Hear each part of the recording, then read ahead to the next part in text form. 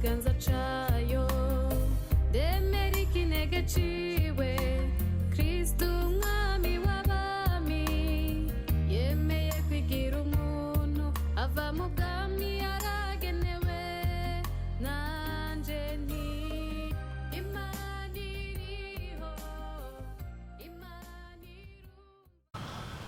Hi everyone, my name is Barwende Sane. So we are here for Option for Life. And today we have a great guest. Hi John, could you introduce yourself to our people? Yeah, I'm Father John Coleman. I'm a Jesuit from, originally was born in San Francisco, so where I live now. But I've lived all over the world and taught all over the world. The last 11 years I've been working in the parish, but I'm still writing and doing things outside of the parish. Okay, thank you John. So we have a good news. You see beyond us, in front of us, a great symbol. So on October 15th, Father John has received the Thomas More Award. Please, can you tell us more about this prize? Yes, I will. So I'm the 52nd person to get the Thomas More Award. Congratulations. And it's given, there's a group called the Thomas More Society, which is a Catholic lawyers and judges and whatever. It's almost always been given to a judge or a lawyer.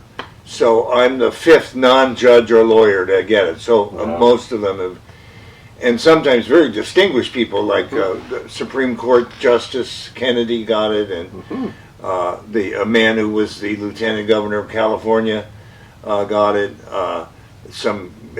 A man who's just been named to the California Supreme Court got it. So while I was surprised when I was told I might get it because I wasn't a lawyer. And then I was honored when I got it, but then I was humbled when I looked at the many other people who had gotten it. I thought, well, I'm not in their league. Some 8 or more of the people who've gone in the past are people that I know or knew. 2 were former students of mine when I was teaching at the high school in San Francisco when I was a regent, a scholastic. 2 are in our parish. One other I worked very closely with. He was a very distinguished jurist and judge and lawyer. John Noonan was his name. His books are actually world famous. And I read all of his books, but he and I worked together for several years. We were part of a group to decide what the contours of an Institute for Advanced Study of Catholicism and where it might be. So we looked at Princeton, we looked at Stanford, but finally it went to the University of Southern California.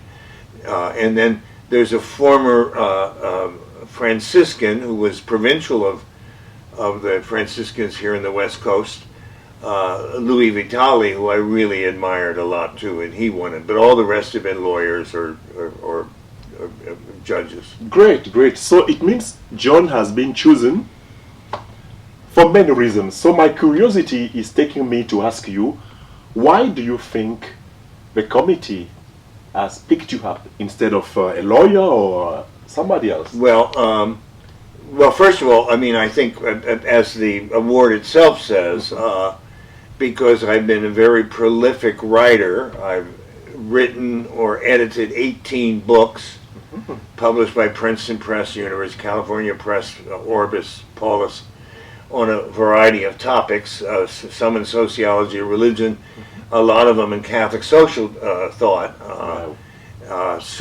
And I have more than something like 85 chapters in books. Wow. I've taught at prestigious places all over the world, in Louvain and in Australia and in Taiwan and in Ireland, and that's part of it. But I think another thing is, this may be, I did some work with the lawyers, sponsored by the Thomas More Society. So they had me talk on a topic they gave to me at one of the lunches they gave. There were several times when we got together and had, even here where we live, and we talked about, well, once we talked about the movie The Two Popes, but we've talked about other topics. So I've done things for them in the last couple. That may have played a role. Great, great. So it means the committee did the best choice, because you combine international openness to the world in terms of teaching beyond the US and in all the continents almost. Yeah. And second, you have also been among those who are pushing for more social justice in this world. That's right. And this is taking me to ask you, as a prominent writer, scholar, and educator, an old man who doesn't have all that much left, but anyway.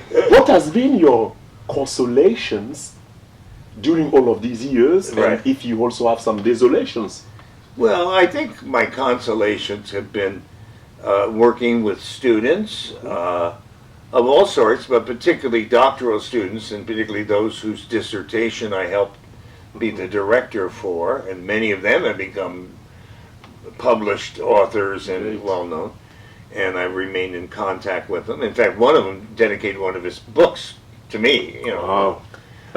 So I really like that. So that's been a great consolation. Some of the desolation, well, although I'm not a lawyer, I have actually an honorary doctorate in law from Loyola Chicago, and I taught in the law school at Loyola Marymount University for many, many years, courses on jurisprudence. And what I really remember when teaching those courses, I taught late in the afternoon. So I had students who were day students, young, most of them really young, and then students who were evening students, and they overlapped a little bit, so that it was like a little bit before, from 4 to 6 or something, at night. And the students who were the day students were bright as hell, but they were they wouldn't venture very much. Okay. The older students were much more interesting, and I actually was disappointed with these younger students, even though they were very bright. But one day I really got encouraged when one of the older students came to me afterwards. And he said, "How do you deal with these people? They're terrible." Because they wouldn't, they just wouldn't risk, one of the things, I've been in various places. When I was at the University of Chicago, I did a postdoctoral year in social ethics at the University of Chicago. Great place, stunningly, but again, people wouldn't risk. Then I taught at Berkeley, and maybe it wasn't as stunning, and maybe they should have not always risked as much, but they did risk.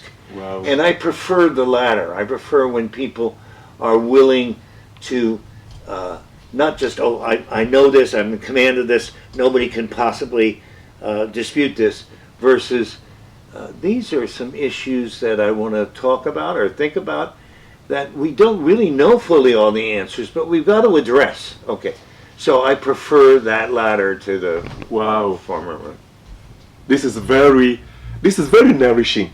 So John is telling us he preferred to have students who like taking risks. Right. He like risky students, those who do not fear to provoke, those who do not fear to put their finger in some of uncomfortable questions. Right.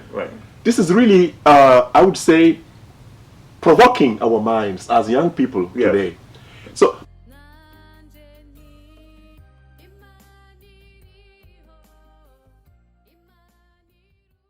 my next question is related to you said you publish many books. Right.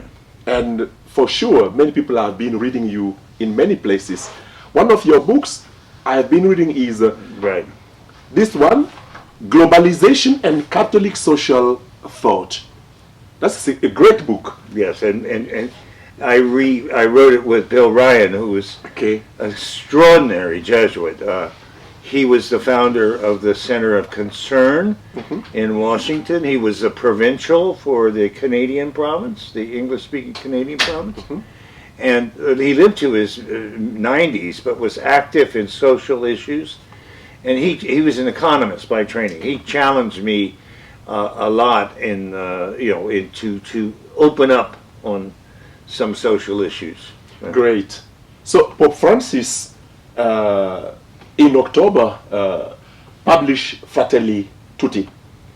And this is a social encyclical inviting the world for more fraternity. Right. And you are also very cultivated in the best understanding of globalization. Do you think Pope Francis has been inspired by your reflections or reflections related to your understanding of the world, globalization? What is your personal appreciation of Fratelli Tutti?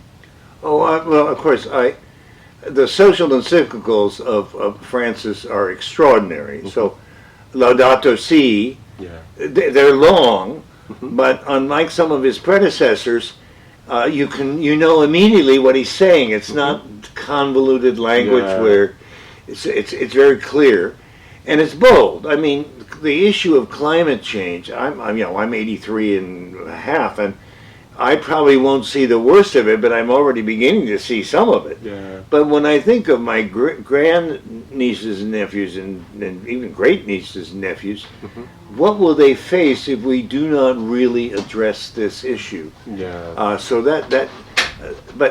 but again,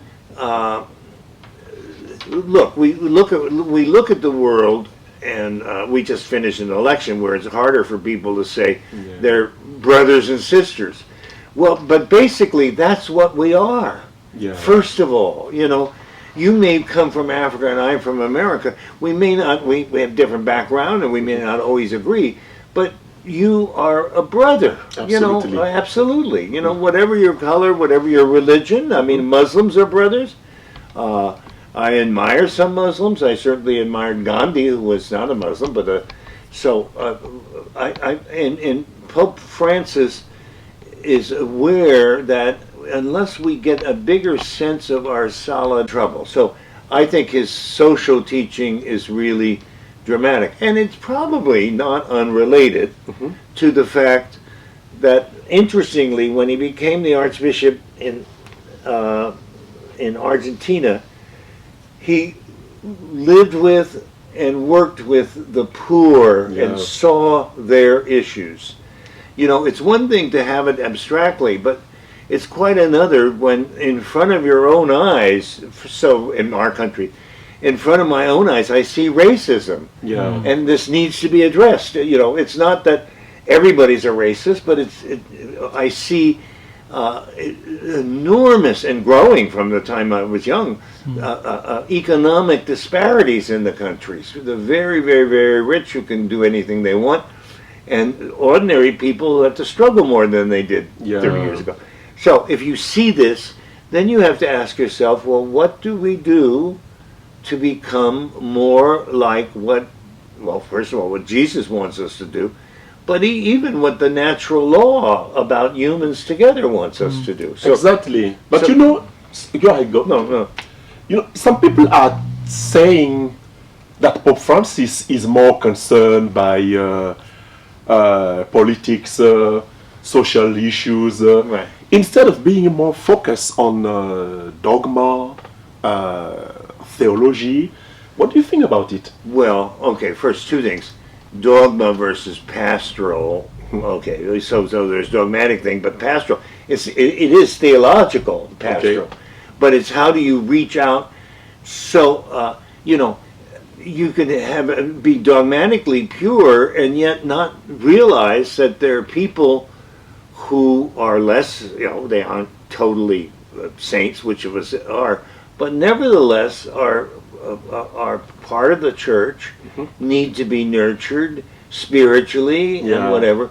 And of course, I think one of the reasons that I think Francis is so pastoral, deeply pastoral, more than Benedict was, surely. Benedict was the theologian, but he wasn't as pastoral. But I think one reason is because he was a Jesuit. Oh, yeah. And the spiritual exercises. I mean, part of the spiritual exercises is not oh, we're going to go into, what's the Trinity? Yeah. It's where is God acting in me? What spirit is moving me? Now, this is theological, deeply theological, Yeah. but it's not dogmatic. So it's more related to the grassroots That's right. reality, That's how we right. care for our common home. That's and right. we see we are still under the sufferings of the pandemic of COVID-19, and we don't know any Right. good ending or bad ending with that. But the US is, I would say, waiting for something big to come. When I'm listening to people around, it seems people are a little bit afraid. Right. So you are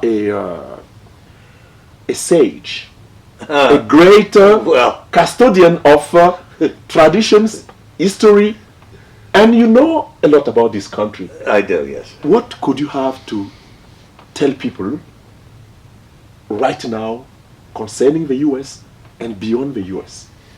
Well, first of all, the U.S. And this is both religiously as well as politically.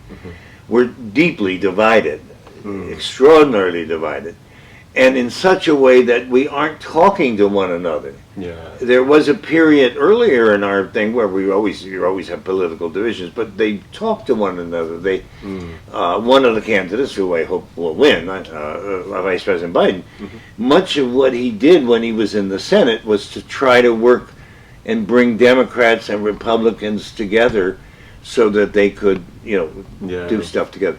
But similarly, we have in the Catholic Church, we have people who for whom the only issue is abortion or euthanasia. Yeah. And it's not a consistent ethic of life.